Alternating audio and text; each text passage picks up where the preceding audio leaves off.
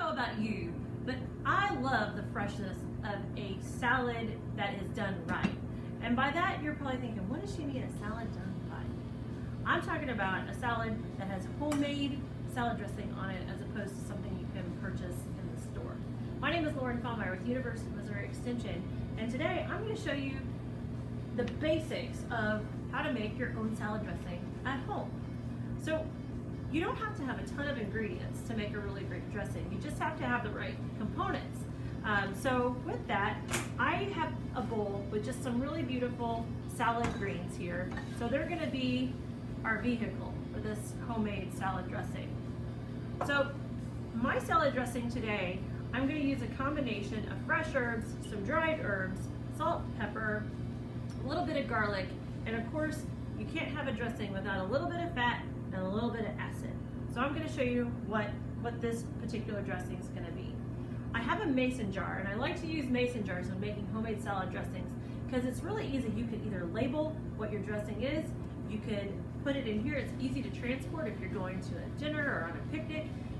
Using mason jars is hands down one of the easiest ways to either transport or make your dressings. So I've got a little bit of dried basil in the bottom of my jar. I've got some fresh dill and some fresh parsley, and I'm going to use a really sharp knife to basically walk the knife across my cutting board to finely mince these fresh herbs. It's a great way to take out frustrations if you've had a long day or week.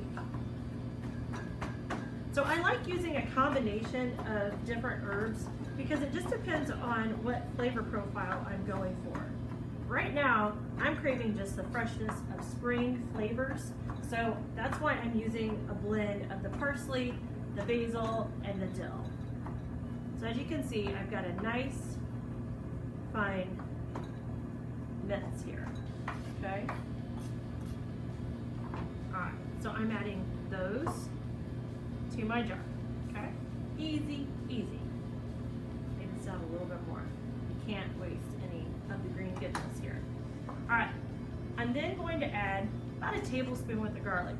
I like garlic. I like to use garlic a lot in my cooking, as I still have dill all over my hands. But I'm going to use, like I said, about a tablespoon of minced garlic in. And I mentioned the balance between fat and acids of salad dressings that you make at home. So what you're going to want to do is use 2 parts of an oil. I'm going to use avocado oil today, and 1 part of some kind of acid. I'm going to use apple cider vinegar today, but you could use red wine vinegar, you could use balsamic vinegar. Again, it just depends on what flavor you're going for. You could just do balsamic over some fresh tomatoes, any combination thereof. Like I said, I'm going to go with apple cider vinegar and avocado oil. Parts of fat.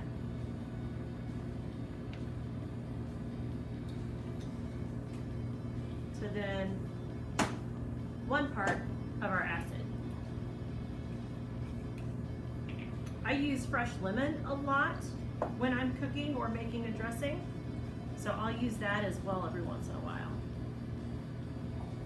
There we go.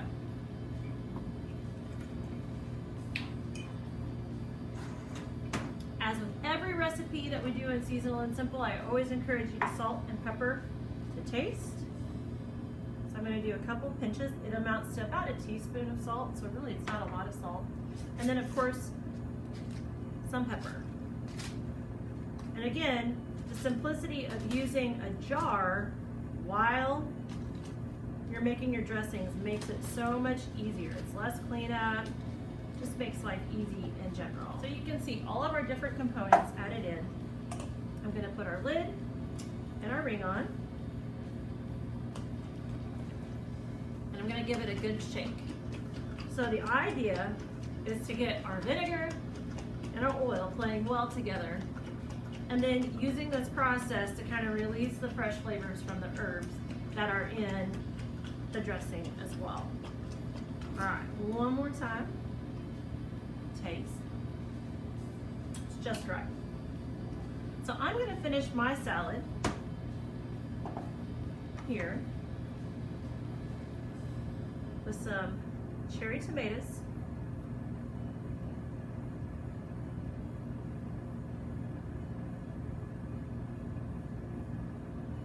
Top it with our dressing. And we don't want to drown our greens in dressing. You can always add more. You want to just get it to where you can lightly coat it and you're good to go. And then I'm going to finish it with a little bit of feta cheese.